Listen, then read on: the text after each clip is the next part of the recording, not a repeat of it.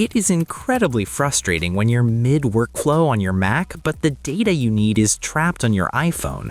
No matter if it's a photo that won't sync or a long string of text you're tired of typing out twice, that gap between your Mac devices is a massive time waster. But don't worry, bring your iPhone and Mac.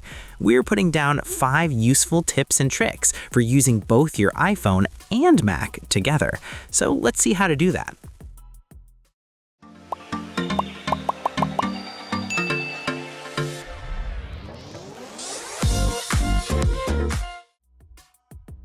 Starting with the foundation of this setup, we need to ensure that both devices are actually ready to talk to each other.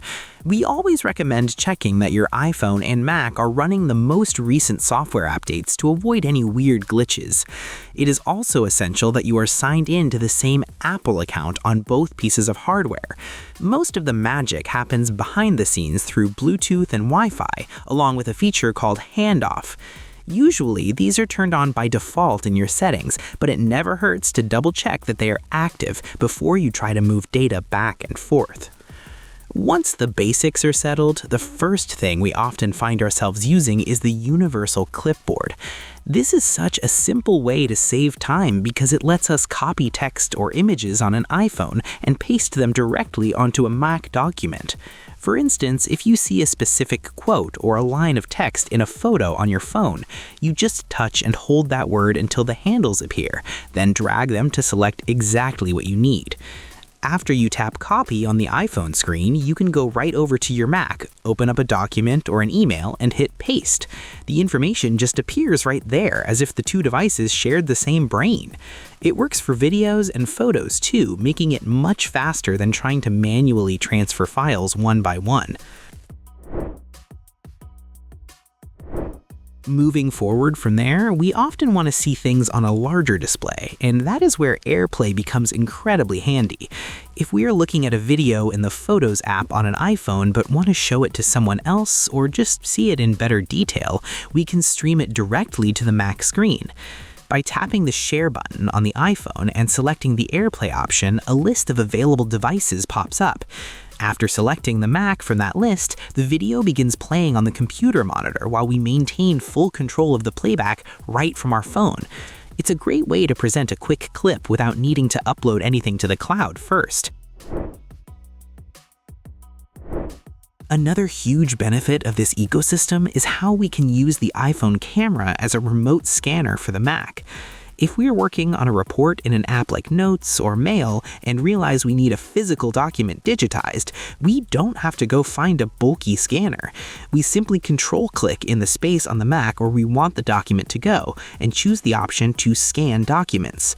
Immediately, the camera app opens up on the iPhone. We just hold the phone over the paper and it automatically captures the scan. Once we tap the Done button, that scan appears instantly on the Mac screen right where we were working. It's a seamless transition that keeps us focused on the task at hand rather than worrying about file management. In addition to scanning, we frequently rely on AirDrop for those moments when we need to send several items at once without using cables. Whether it's a group of photos from a weekend trip or a long PDF, we just go to the iPhone, tap Select to pick our items, and hit that Share icon. Choosing the AirDrop button shows us our Mac under the Devices section. Once we tap it, the files fly across the room and land right in the Downloads folder on the computer. It's fast and reliable, and we don't have to worry about the quality being compressed like it might be if we sent them through a messaging app.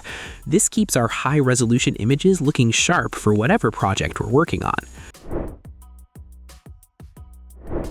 Finally, we can actually bring the iPhone experience directly onto the Mac desktop by using widgets. This is a newer way to keep an eye on our favorite phone apps without even picking up the device. At first, open the iPhone mirroring app on your Mac. By giving your password or the fingerprint, enable phone access. Then you need to turn off your phone, and here you have your phone on your Mac. This is important because while mirroring, both your iPhone and Mac can't work together. Now you can actually use your phone on your Mac for real. You can use your apps and transfer any file you want. That's how you use both your devices without any back and forth.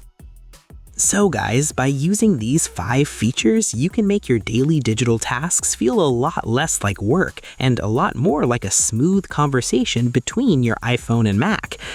Integrating these habits will save you time and keep your focus where it belongs. If you found these tips helpful, please let us know which trick is your favorite in the comments below. Thanks for watching. Like, share, and subscribe to get more videos like this.